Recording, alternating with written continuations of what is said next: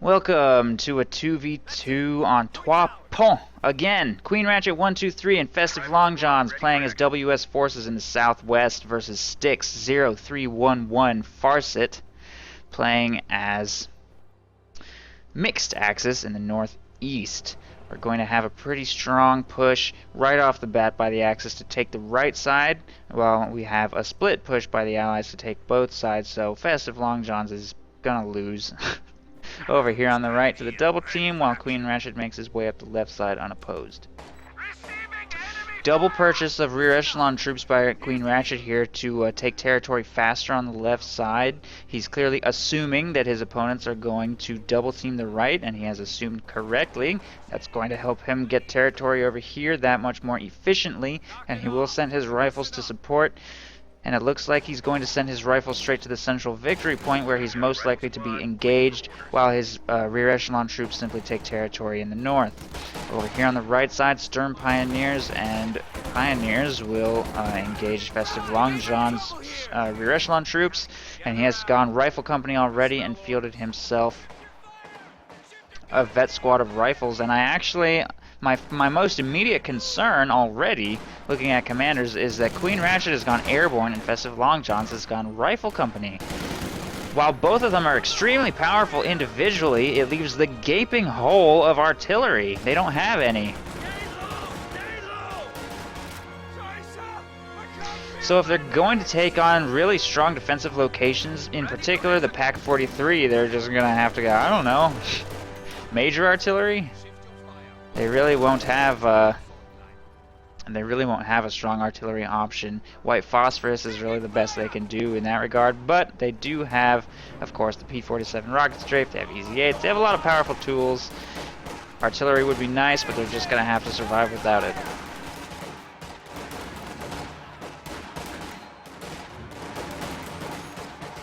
As for Styx and Farsit, they have not chosen their commanders yet. No commander selections. We do have fortifications, Luftwaffe ground forces, spec ops, close air support, storm doctrine. That would be new. I don't even know if I've ever even seen this one. Or German mechanized. I'd be pretty surprised to see either of those. My guess is going to be close air support and fortifications, but that's just based on the current meta. I certainly have no idea what these players' preferences are, since I've never seen them before. Nice flank by QueenRatchet on that MG42. Getting that quick MG steal is definitely going to help. He couldn't quite close the distance on this constructing battle group headquarters, but FestiveLongJohns has moved up from the south and is applying fire to it now. He will not be able to stop it from completing, and he actually overextended himself a little bit in attempting to do so. Tosses a grenade at the stern pios, almost wipes those grens, but ultimately he will be forced to retreat. Gets a little bit of manpower. that was a terrible mortar. My God, that landed right in the middle of his teammate's blob.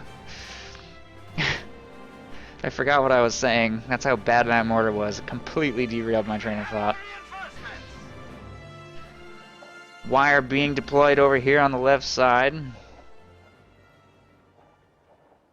We'll secure the victory point a little bit. We've also got a fighting position defending the munitions. Fuel will be left slightly vulnerable. This strategic point will be left uncontested for now. It looks like a squad of Pios is making its way towards the left side, maybe? Or maybe just throwing a teller mine over here? I don't know. Yeah, it looks like he's going to try and do some harassment, but he will fail thanks to the fighting position over here. And those rear echelon troops are going to make their way up to that strategic point to get that territory under control. And the Allies are looking excellent for munitions. They have both of the munitions points right now. Axis holding on to one fuel and one victory point should be sufficient to cruise into the mid game. But they probably are really wishing they had one of those munitions points right now. Having at least one munitions point really eases the transition into the later stages of the game, because you have access to more mines, have access to more Panzerschrecks. Ooh. Ouch. QueenRatchet a little bit late on the retreat there, exposed his wounded riflemen to some Stern Pioneers in red cover for just a second too long, and then just evaporated. FestiveLongJohns moving up from the south almost takes out a full Volksgrenadier squad here, but They do get away. We will have double mortars from the Oster player, and they're both moving up into pretty aggressive locations over here. He can't retreat to this the way his teammate will be able to now that that's completed. Soft retreating a mortar is not always an option against the oncoming rifle horde. And we're going to see some very grenade-heavy play from FestiveLongJohns here. That's always an option, by the way, as U.S. forces. You don't necessarily have to go BARs. You can just go grenades instead and try and use those to win engagements. It's a little bit more risk-reward kind of thing. And you need to try your best to get into big engagements where you can throw, like, multiple grenades simultaneously. That makes it very difficult to dodge them, especially if in a defensive position like this or at team weapons. You can get a lot of value out of those grenades, especially if you take them early when your opponent isn't quite ready for them. And actually, now that I'm mentioning that, if you've managed to secure both munitions points, you might be able to toss grenades left and right and still be able to afford upgrades on top of that. I mean, they've got 58 munitions coming in right now. You can throw those grenades all day and still have 150 in the bank. Rear echelon troops getting a little bold, sacrifice themselves to take that VP. Apparently they really wanted to get that triple cap going. Yeah, it's just rear echelon troops, we can make more. No big deal. AA half-track has been fielded by QueenRatchet and is making its way at the left side. That is Lieutenant's here from him.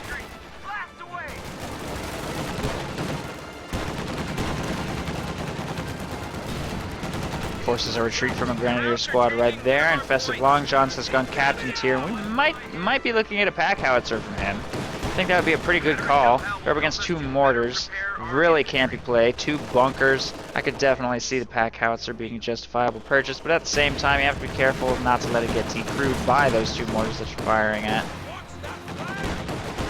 AA half-track actually manages to take out one of those bunkers, but it will be forced to retreat by a little bit of a Panzer Shrek blob. Only one Shrek in that group, but regardless, it was falling dangerously low. Has to pull back for some repairs. Nice cutoff maneuver here by FestiveLongJohns, taking control of that strategic point, although it's only cutting off one other point over here. And those Pioneers are going to try to get some territory under control over here on the left side, but without a minesweeper upgrade they cannot cut this wire, I don't think, so they'll be forced to walk this route, but it's currently undefended since that fighting position does not quite cover that arc of fire. Tier 4 structure going up here in the middle. FestiveLongJohns gets a few shots off on it with 1 rifle squad, but he will be forced to retreat by Stern Pioneers, supported by Volksgrenadiers. QueenRatchet deploys a squad of paratroopers here, tries to catch those Stern Pioneers in their advance with that grenade toss. It was pretty close, but they juked to the left just at the last second. Took heavy damage, but do win the engagement. Paratroopers will be forced to retreat. Riflemen moving up to support. Probably also going to have to reposition and regroup with this Lieutenant and AA half-track over here. And this terrain is probably going to make it very difficult for the autocannon to land any shots so far. Nothing's really connecting, but at the same time, Panzer Shrek will also struggle. And these Pioneers have maneuvered all the way around the wire position to get control of this victory point over here on the left side. But squad is being deployed to try and do something about that. I don't even know if those minesweeper rear echelons can win that, though. Probably not.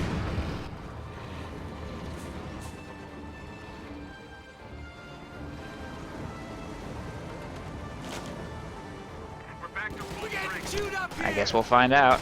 Volley fire going off. Oh, volley fire will be canceled. Even though the buff icon remains, I'm pretty sure they don't have any bonus. I'm pretty sure you have to stay stationary for volley fire to work.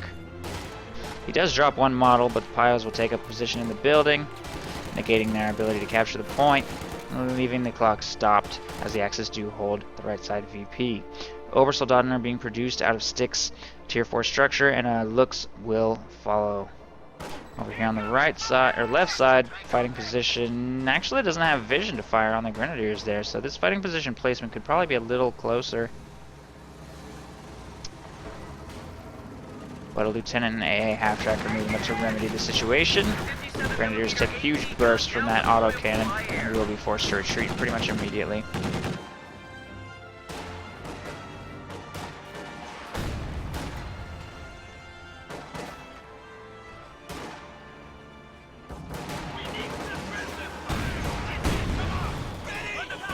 Anti-tank gun has moved up to fire on the tier 4 structure, but it's going to really struggle taking fire from 2 Oster mortars. Ooh! Full squad of riflemen gets wiped by a pretty lucky hit. It's just a matter of time before that AT gun goes down as well. Both mortars bombarding it. A rifleman flare has been deployed by FestiveLongJohns to give his AT gun vision, and he will fire upon that tier 4 position, but these mortars are destroying him. Another squad just got wiped. He had 4, now he's down to 2 in the space of 30 seconds. Those mortars are just destroying him. If he can take out that tier 4 structure, that would be a huge win, but there are Obers moving up the screen, mortars bombarding him, and a Panzer II as well, and the AT gun will get cleared. Sturm Pioneers move up to initiate repairs. There is a steward available here to apply pressure to Obersoldaten that overextend, and a second AT gun. I think Festive could destroy this structure, but he's got to pray, basically, that those mortars don't just clear his AT guns and kill everything over here. Captain will move up to try and take shots on that Panzer II, taking up position inside the church. Stuart wants to move to assist, but at the same time it has to be very careful not to overextend itself. Moves up into range to fire on the looks. Lands one shot. Captain lands a couple bazooka hits as well, but will be forced to retreat, falling down to only 1 man remaining. Both AT guns have been recrewed, and they actually land a shot against the Panzer II.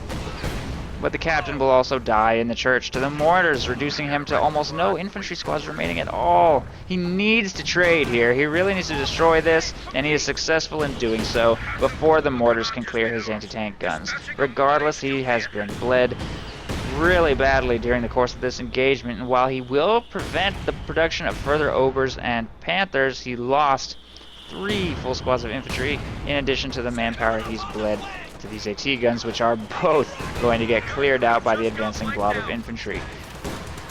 So, not sure I would take that trade. That was a pretty nasty trade.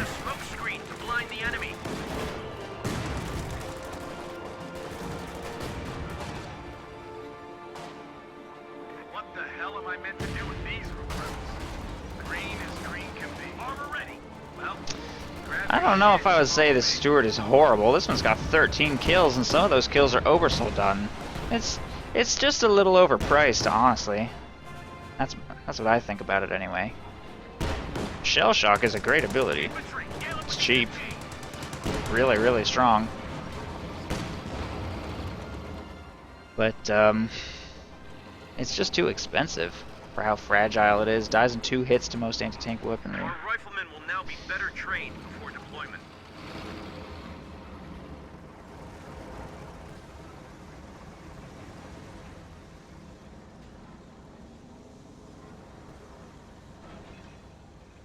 Yeah, I could definitely see 50 or 55 fuel. By comparison, for example, the AA half-track has better anti-infantry firepower and range and suppression. It costs 60 fuel. 350 manpower, though, and the Stuart's only 240. That's also something to consider, as the Stuart's incredibly low manpower cost, and that's a big advantage. It's a lot of fuel, but almost, like, barely any manpower at all, and that is meaningful.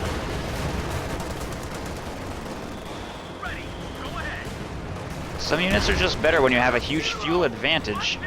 T-70 and Stuart light. In fact, all light tanks are just really great units for pressing a fuel advantage with very low manpower price tag associated to them. Sherman is moving up to fire with his high explosive rounds. Will force a retreat from that rifle squad right there.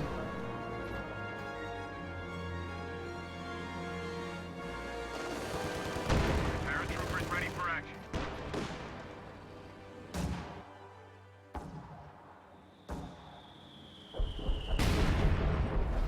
White phosphorus rounds just got deployed over here on the nothing really, and it didn't hit anything.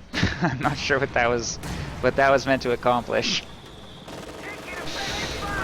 That AA half-track cannot expose itself for long. There's an AT gun protecting over here. That shot does connect. There's another AT gun right there. Just barely peeks its head out, and I think it's going to go down here. Yep. Destroyed by a Rakettenwerfer. Little over-aggressive with that AA half-track. And you can tell that the Allies want to continue being aggressive, which they know is important, but are struggling to know exactly how. This defensive strong point is getting pretty tough to crack. There are a lot of units here now. They're probably gonna want some indirect fire solutions, and like I mentioned before, they don't have any artillery. They have no artillery at all outside of their non-doctrinal options, which are, you know, decent, but not like a priest.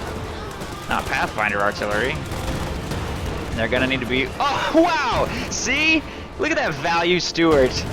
Oh, Stuart sucks. Just one shot at a 4-man Volksgrenadier squad. Vet 4 Panzerschreck. It has its moments. But yeah, having some artillery would definitely help the Allies a lot right here. So much for that ambulance. Or Kenworfer sniped it, I think, yeah. Supply hub getter is ready for us.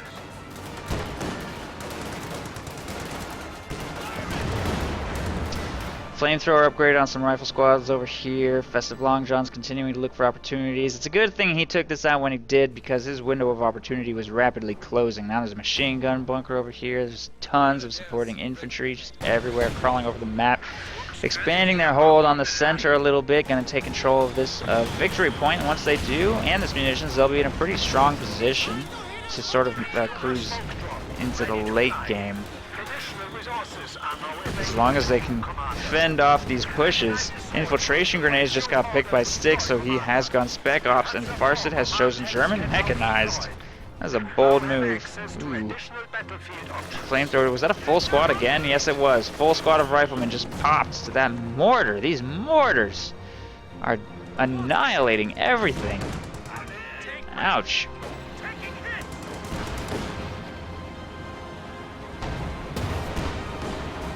Anti-tank gun fires at that Stuart, and it will be forced to reposition. So Vet 2 Stuart with 23 kills. And there's an M8A1. Finally, we have a non-doctrinal indirect fire solution on the field. Should be able to crack open these defenses a little bit. Nice aggressive Sherman push here by QueenRatchet. Let's see if he can get away clean. He inflicts some significant damage here. Takes out a bunker, wipes a pack. Almost wipes those Gren squads, but not quite. And one of the Shermans does get taken out, but it'll be worth it if he can steal this AT gun.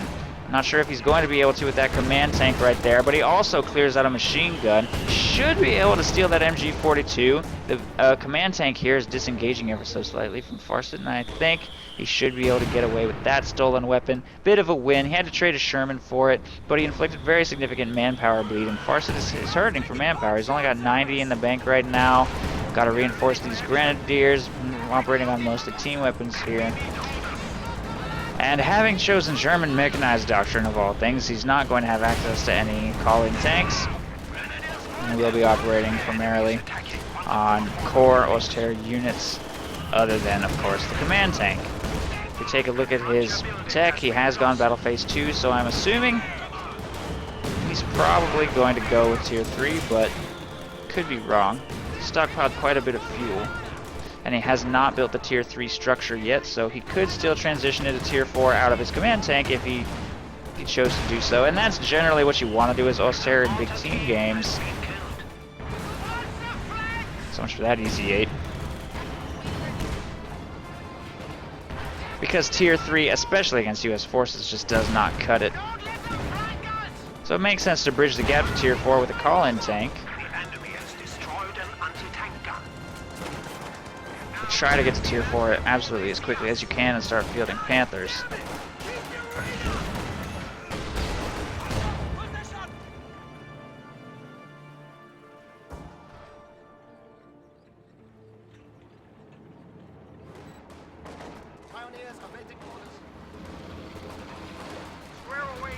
Apparently this Scott's performing quite well. It just hit the field and it's already got 12 kills.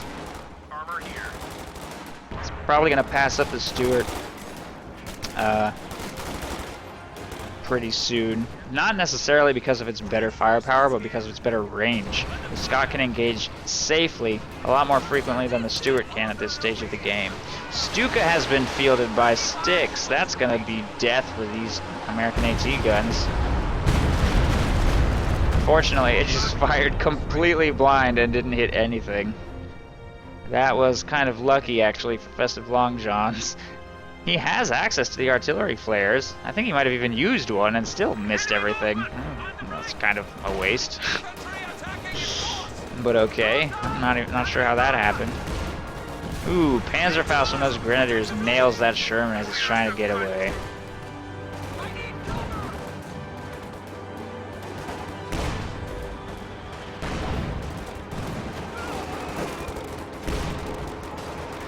We now stand at 300 points.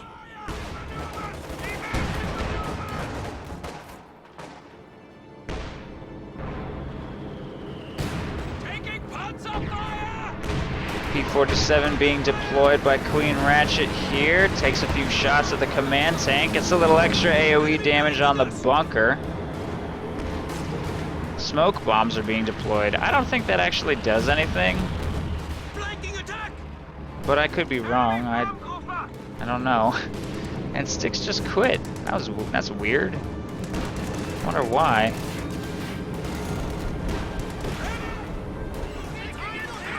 I mean, he still has his Stuka. Now he's gonna take huge losses. But he had 3 squads of Grenadiers. That's kind of a shame, but I guess he just didn't think they could come back from this situation. Weird.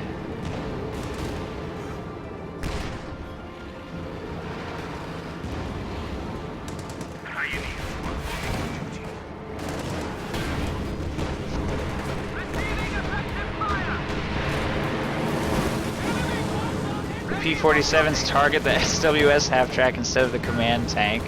Command tank is just kind of driving around in a weird fashion. Stewart and command tank prove unable to even really hurt each other. P-47's pass completely misses everything. Stuka firing towards the center. SWS half-track has been destroyed. Stuka barrage doesn't really hit anything again. In fact, I think it has 0 kills. Yeah, fires twice, hits nothing. Alternate command truck now. Cannon has us targeted.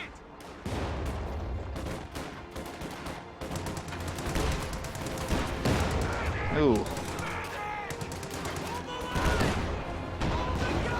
Infantry group lost. Sherman taking damage from a pack will be forced to reposition slightly, but I'm pretty sure this game is over, regardless of how this engagement goes. Check some kill counts. Stewart made it to 34. Contact reports show the Krauts are at 200 points. I don't think an Easy 8 ever made it past 5. Maybe this one will do better. Some pretty decent performances by QueenRatchet's Shermans this game, but they didn't tend to last long either. This one's only got 4 kills and it's the only one still alive. Where's the Scott? There it is. 22 kills. It never did pass that Stewart. I was wrong. Oh, I want to check these mortars too. Oh, only one of them's alive. And it got decrewed. Damn. Those mortars were brutal this game though.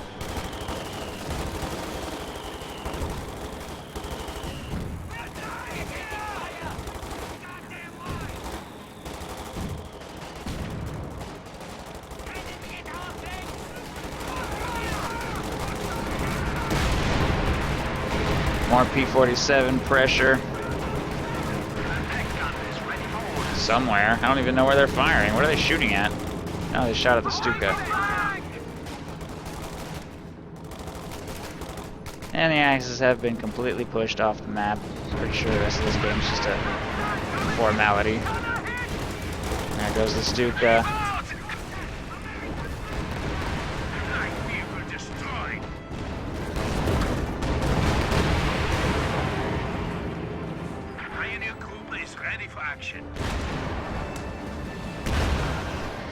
Sherman's killed some stuff over there. Standing by for setting of command post. Full wagon ready. Farsit's really happy that he killed a tank, I guess. We've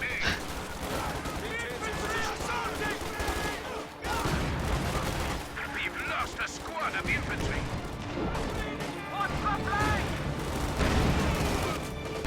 FestiveLongJohns is being all cocky. He's like, oh man, I'm so good. I feel destroyed.